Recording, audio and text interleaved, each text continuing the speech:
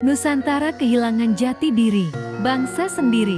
Hampir seluruh rakyat Nusantara sudah menggunakan tata ajaran hidup asli dari leluhurnya, mulai dari kelahiran, pernikahan hingga kematian.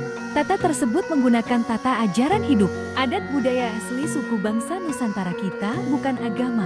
Hanya karena ada yang menyisipi kata bahasa agama dalam kehidupan negeri ini, seolah-olah tata ajaran hidup yang dipakai sehari-hari adalah milik agama, padahal jauh sekali jika menggunakan tata ajaran agama.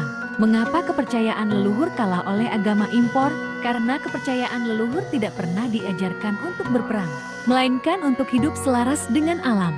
Agama impor datang dengan kekuatan dan sistem, sedangkan kepercayaan leluhur bertahan dalam tradisi dan kehidupan sehari-hari. Namun, kepercayaan leluhur belum mati, ia masih hidup dalam hati dan tradisi kita. Mari kita ingat kembali akar budaya kita dan jangan lupakan kebijaksanaan leluhur. Rahayu Sagung Dumadi.